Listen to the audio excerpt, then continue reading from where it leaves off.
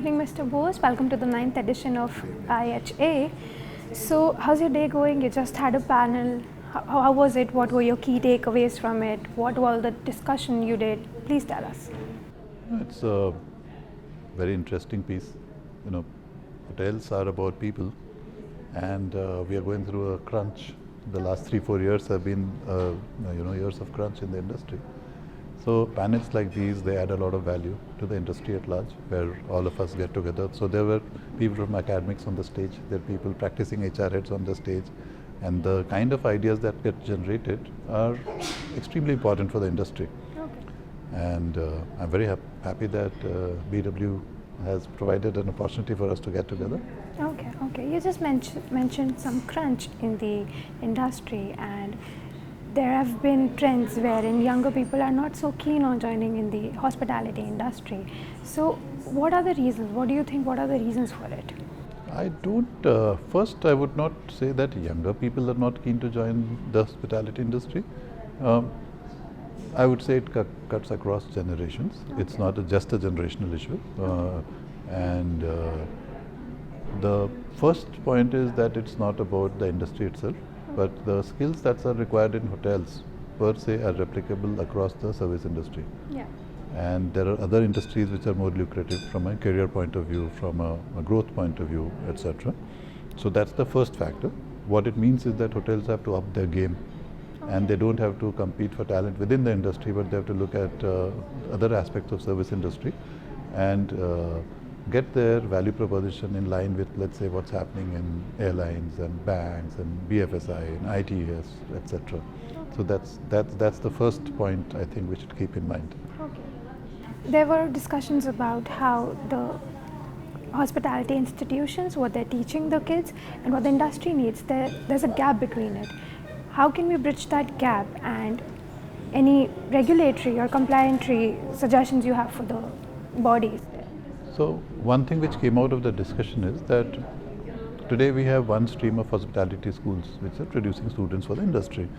What actually is needed is there are two different aspects that we need to cover. One is the managerial talent.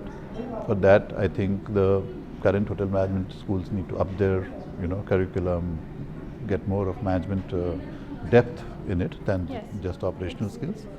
The second aspect which came out is we also need a lot of people who are at the skill level.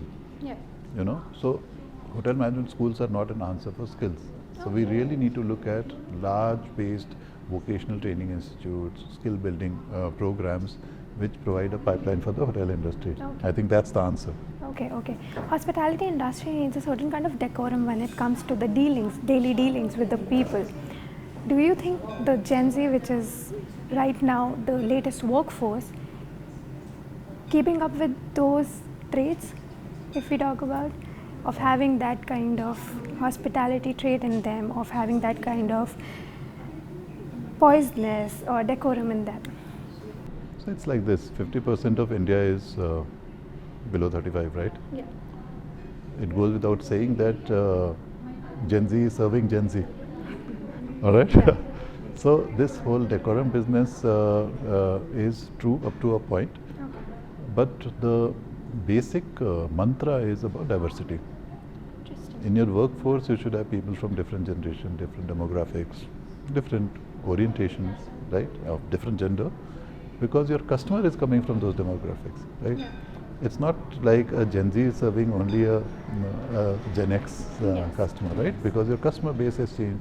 You have Gen Zs there, you have people, with different sexual orientations who are there, you have people from different demographics who are there. Yes. So the more diverse your workforce is, you have the more capability to serve more diverse guests. How is ITC inculcating this diversity in its operations? Oh, that's a 1-hour lecture. Okay. But in short, I think we are very conscious about the kind of mix that we create in terms of diversity. And I'm not only talking about gender diversity.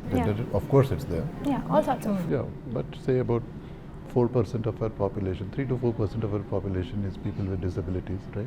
Inclusivity that we are talking about. We have programs which are running for getting the LGBTQI community into mainstream hotelier. So, I mean, we are very conscious that my guest today is, from all kinds of spectrum, and the more diverse we are more equipped to serve them. Okay. One last question to you. Sure. If you were given the opportunity to rewrite the curriculum of hospitality schools from the scratch, what is that one thing you'll start with? I'll probably introduce more management into it, right? Interesting. How do I get, I know my F&B and my food production and my front office, but do I also know the nuances of digital marketing? Do I understand finance management? Yes. Right? Do I understand how to read a P&L and make sense of it? I need people to have management orientation, Okay. So that's What are the skills that you see are going to be very, very necessary for the young talent if they're planning on to join the hospitality industry? skills themselves are changing, right? Yeah. So now you have every aspect of your life today is touched by AI, right?